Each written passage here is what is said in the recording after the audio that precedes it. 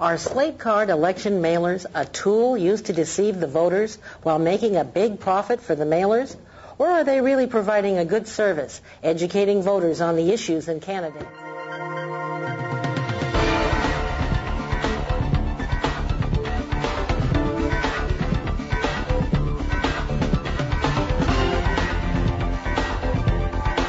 We're talking about the for-profit slate mailers in which it's run by a private company, and that private company charges access to candidates to go to buy a slot on the mailer. Currently, there is a very weak disclosure law, and that is when a candidate buys access onto one of these for-profit mailers, there's a little asterisk put next to the candidate's name. There is rarely any identification of real party ID, for instance, of the candidate, just an asterisk, and then the asterisk goes down into a footnote that's buried away in a little tiny box that says this candidate paid for access to the slate mailer. Many voters, including myself, have been deceived by that. Most of these people that do slate cards will call you on the phone. I don't buy slate cards. Most of the people will call you on the phone and they'll say, do you want to buy onto the slate card? It's going to cost you $40,000. And I would say, no, I'm not interested. Well, then it's going to go to your opponent. You see, it's extortion. And they'll sell it to your opponent even at a lesser cost. So that's the way it works. It has nothing to do with somebody that's a non-incumbent being able to buy a cheap mailer. There have been a lot of discussion about extortion in other campaigns and other But extortion is a very funny word. If you go to the Los Angeles Times and say, I'd like to run an advertisement in your newspaper, and they say, well, you're going to have to pay a certain amount of money to purchase that ad, we don't ordinarily call that extortion. If you go to a TV station and say, I'd like to run an ad, and they say, well, here's our fee, we don't ordinarily call that extortion. Now, this mail doesn't get it sent out for free.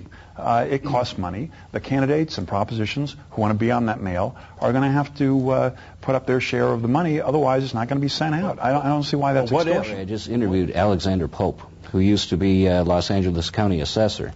And there was a time when he was running for county assessor that Michael Berman, who runs one of the most successful slate mailers around, for-profit slate mailer, went to him and said, Alex, for $50,000, we'll endorse you on this slate. We'll put your name on our slate mailer. Alex said, I only have a budget of $100,000. I can't possibly afford that. And Michael Berman looked at him and said, if you pass up on this, I will give it to any of your opponents for whatever they can afford. And Alex pointed out, all my opponents are Republicans. There's no other Democrat running except me. And he said, these opponents, they can't afford $50,000. Berman said it doesn't matter, whatever they can afford. I think that since Craig is making an accusation against a specific individual, it ought to be mentioned that that particular incident was investigated thoroughly by the Fair Political Practice Commission, which in its report said that there was absolutely no corroboration for those allegations. That incident just simply did not happen. Alexander Pope just said it did. The Los Angeles Times reported on it. But I think that they certainly have the right to say, we're endorsing all these other Republicans and we're endorsing this particular Democrat, or this Democrat has purchased the space, and the card does indicate that, of course. So I just don't see that as extortion. Now, wait a minute, Dan. Most of these slate mailers do not identify that. I brought in an example called the California Democratic Voter slate. That was in 94 or 92, 94. And it implied it was a Democratic slate mailer, that its candidates were Democrats, and in the middle for controller was Matt Fong, who's a Republican, never identified as a Republican. I mean, it is designed specifically to deceive the voters. Well, that has nothing to do with the official tax-fighting voter's guide, like this one. Mm-hmm. It really doesn't mean that those people are real tax fighters, because I know a couple of them on this card that voted for tax increases. Mm-hmm. But yet the card says they're tax fighters. The nonpartisan evaluation, that doesn't mean that this is a nonpartisan evaluation of any candidate. It only means that this candidate probably had $30,000 to pay for this, to help pay for this card. And so the people are deceived by slate cards. I would like to correct some misstatements that have been made. This is supposed to be a program devoted to full disclosure, and I think the disclosure should be accurate. Statement has been made a couple of times that the cards don't disclose who is paid to be on them. That's simply flatly false. They are required by law to disclose every candidate, or I don't know if this can be seen, but every candidate who has paid is identified by an asterisk. Where does it say they paid? Excuse me, in a box that is required by law to be rather substantial size, required to be printed in boldface, at least 10-point type, and that's larger than the type you get in a newspaper, and it's not boldface in a newspaper. It includes several disclosures that are required by law, including this one. Appearance is paid for and authorized by each candidate and ballot measure designated by an asterisk. Now, that's pretty clear. That's pretty conspicuous. For example, what I consider a new wave of deceptive advertising with slate mailers. You have 2 minutes. And that is the slate mailer that Maxine Waters just came out with in the last election. I believe you will see an example of it on the screen. What it is Maxine Waters actually duplicated the official sample ballot. It duplicated the picture, duplicated the printing, made it look exactly like a government publication that we all get called the official sample ballot, and it called itself the official sample ballot. If viewers are looking at this example on the screen, I'd like you to identify which one is slate mail and which one is actually a government publication.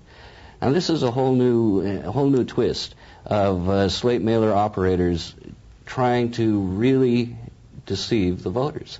And we need some sort of disclosure requirements that flag what's going on here. We've got to know that this is not a real official sample ballot. Okay. What is wrong with people knowing the truth about a slate mailer? What is wrong with it? People, they want to con the slate mailer. You can say First Amendment rights, but does the First Amendment give you the right to con a senior citizen out of their life savings? No. You go to jail for that. So what we're talking about here in trying to reform slate mailers primarily is disclosure. Let slate operators, let private companies endorse whoever they want, but let the voters know that money exchange hands for that endorsement. We need to make it very clear that these slate cards are paid political ads, and no more and no less, unless they're coming from a state party or they're coming from a legitimate organization that's sending it out free of charge without charging candidates. But when you charge a candidate, the people have a right to know very clearly that this is a paid political ad. That's all we're saying. And if that's done, the people then have an opportunity to judge the merits of the card. That's all we're saying. What is wrong with full disclosure? Nothing. Oh. Controversial, informative, entertaining. FullDisclosure.net. The news behind the news.